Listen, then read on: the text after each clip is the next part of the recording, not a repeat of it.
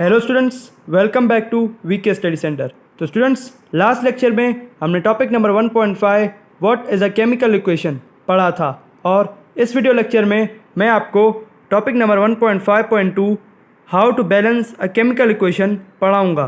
तो chemical equation balance क्यों की जाती है? केमिकल इक्वेशन इसलिए बैलेंस की जाती है क्योंकि हमें law of conservation of mass को जो है वो फॉलो करना होता है। अब law of conservation of mass हमें कहता क्या है कि किसी भी रिएक्शन में ना ही मास डिस्ट्रॉय होता है और ना ही मास ख़त्म होता है, बस मास एक फॉर्म से दूसरी फॉर्म में कन्वर्ट होता है। इसलिए इसी लॉ को पूरा करने के लिए हम एक केमिकल इक्वेशन को बैलेंस करते हैं। बैलेंस करना यानी कि रिएक्टेंट साइड और प्रोडक्ट साइड पर जो नंबर ऑफ एटम्स है उनको इक्वल करना। जैसे अब हमें बैलेंसिंग ऑफ केमिकल इक्वेशन के 5 स्टेप दिए गए हैं, जिनमें से पहला स्टेप ये है कि जो भी कंपाउंड्स हमारे केमिकल इक्वेशन में यूज़ हो रहे हैं उनके फॉर्मूला करेक्टली रिटन होने चाहिए। और दूसरा स्टेप ये है कि जो भी नंबर ऑफ एटम्स हैं वो दोनों साइड पर बैलेंस होने चाहिए। दोनों साइड से मेरी मुराद है रिएक्टेंट साइड और प्रोडक्ट साइड, दोनों साइड पर नंबर ऑफ़ एटम्स बैलेंस होने चाहिए। अगर नंबर ऑफ़ एटम्स कम या ज़्यादा हैं एज़ कम्पेयर टू दूसरी साइड, तो हमें उस इक्वेशन को बैलेंस करना होगा। अब किस तरह से बैलेंस करना होगा? हमें इंस्पेक्शन मेथड की मदद से बैलेंस करना होगा उस इक्वेशन को। अब इंस्पेक्शन मेथड क्या है? इंस्पेक्शन मेथड ये है कि जब भी हम किसी भी फार्मूला के साथ कोफिशिएंट मिलाते हैं या फिर कोफिशिएंट मल्टीप्लाई करते हैं तो जो भी नंबर ऑफ़ एटम्स हैं वो सेम हो जाते हैं दोनों ही तरफ। कैसे, मैं आपको इस एग्जांपल में आगे बताता हूँ। और चौथा स्टेप ये है कि जैसे कि एलिमेंट्स हैं H2, N2, ऑक्सीजन और क्लोरीन, इस तरह के जो एटम होते हैं वो डायएटॉमिक यानी कि उनके हमेशा 2 ही एटम उनके साथ मौजूद होते हैं। कभी भी हम H2 को इस तरह H नहीं लिखेंगे। ये नेचुरली डायएटॉमिक होते हैं क्योंकि ये हाईली रिएक्टिव होते हैं, इसलिए हम इन्हें डायएटॉमिक मॉलिक्यूल्स कहते हैं क्योंकि इसमें 2 एटम्स मौजूद होते हैं। We must write them as diatomic molecules. इन हाइड्रोजन, नाइट्रोजन, ऑक्सीजन और क्लोरीन के साथ हमें कोई भी छेड़खानी नहीं करनी होती और इन्हें एज अ डायएटॉमिक मॉलिक्यूल ही लिखा रहा जाता है। उसके बाद हमें आखिर में इक्वेशन को इंश्योर करना है कि दोनों ही साइड नंबर ऑफ़ एटम और काइंड ऑफ एटम्स सेम ही हैं। अब ये तो हमने स्टेप्स पढ़ लिए, मैं आपको सिखाता हूँ कि रियली एक केमिकल इक्वेशन को कैसे बैलेंस किया जाता है। तो केमिकल इक्वेशन को बैलेंस करने के लिए यहाँ पर हमें एक एग्जांपल दी गई है जो कि हमारे बुक में मौजूद है, जिसमें पोटेशियम क्लोराइड जो है जिसका फॉर्मूला KClO3 है, जो कि टूटकर KCl एक सॉल्ट और ऑक्सीजन के एक मॉलिक्यूल में जाकर टूटता है। तो बैलेंस करने से पहले हमें उनके रिएक्टेंट्स के नंबर ऑफ़ एटम्स और प्रोडक्ट के नंबर ऑफ़ एटम्स निकालने हैं। तो रिएक्टेंट्स के नंबर ऑफ़ एटम्स क्या है? यहाँ पर हमें पोटेशियम ओनली 1 दिया गया है क्योंकि पोटेशियम के साथ कोई भी नंबर नहीं है, तो यहाँ हम रिएक्टेंट का 1 लिखेंगे।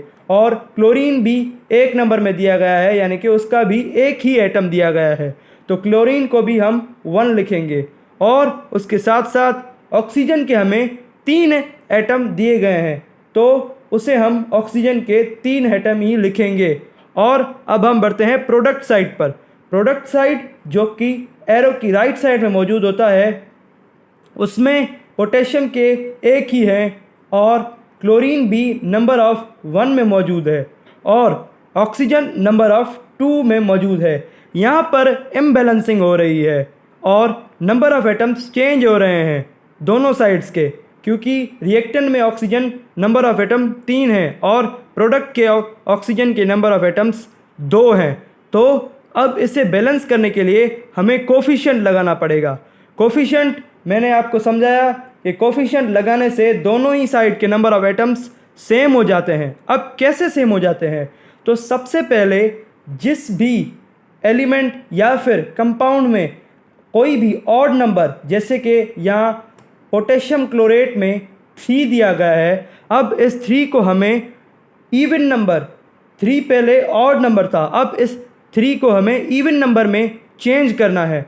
तो इवन नंबर में चेंज करने के लिए किसी इवन नंबर से इस ऑड नंबर को मल्टीप्लाई कराना पड़ेगा। तो सबसे छोटा जो इवन नंबर है 2, अगर 2 को हम पोटेशियम क्लोरेट से मल्टीप्लाई कराएंगे तो पोटेशियम क्लोरेट का सोडियम 2 से मल्टीप्लाई होकर 2 नंबर हो जाएगा और क्लोरीन से मल्टीप्लाई होकर 2 नंबर हो जाएगा।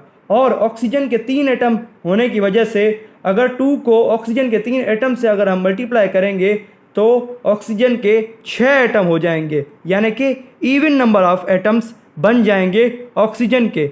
और अगर हम इस बार देखें तो पोटेशियम 2 नंबर ऑफ एटम्स में मौजूद है, क्लोरीन भी 2 में हो गया और ऑक्सीजन भी 6 में हो गया। पर यहाँ हम देखेंगे तो पोटेशियम 1 नंबर में है, 1 नंबर ऑफ एटम्स में मौजूद है, क्लोरीन भी 1 नंबर ऑफ एटम्स में मौजूद है और ऑक्सीजन 2 नंबर ऑफ एटम्स में मौजूद है। तो इन तीनों नंबर्स को हमें इन तीनों जैसा बनाना है, यानी कि 2 2 6। तो उसे करने के लिए तो लेफ़्ट साइड पर पोटेशियम क्लोरेट के, यानी कि पोटेशियम के 2, क्लोरीन के 2 और ऑक्सीजन के 6 नंबर ऑफ एटम्स हैं। तो इनको राइट साइड से बैलेंस करने के लिए हमें इंडिविजुअली नंबर्स को इनके कंपाउंड्स के साथ मल्टीप्लाई करना पड़ेगा। जैसे कि यहाँ पर पोटेशियम क्लोरेट पोटेशियम क्लोराइड में टूट गया, तो हम पोटेशियम क्लोराइड से 2 मल्टीप्लाई करेंगे, क्योंकि यहाँ पर पोटेशियम के 2 एटम्स मौजूद हैं और क्लोरीन के भी 2 मौजूद हैं। तो इन दोनों को हम 2 से मल्टीप्लाई करेंगे तो इन दोनों के भी 2 नंबर ऑफ एटम्स हो जाएंगे। और यहाँ पर ऑक्सीजन का एक मॉलिक्यूल मौजूद है या फिर 2 एटम्स मौजूद हैं।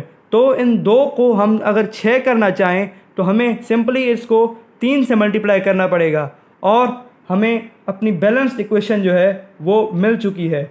ये जो इक्वेशन है ये बैलेंस्ड इक्वेशन है इस इम्बैलेंस्ड इक्वेशन की। तो स्टूडेंट्स, आज के लेक्चर में हमने टॉपिक नंबर 1.5 कंप्लीट किया और थैंक यू सो मच। आज का लेक्चर हमारा यहीं पर ख़त्म होता है। हमारे चैनल को सब्सक्राइब कीजिए और हमारी वीडियो को लाइक कीजिए ताकि हम आगे आने वाले टॉपिक्स के लिए आपके लिए वीडियो लेक्चर्स ला सकें।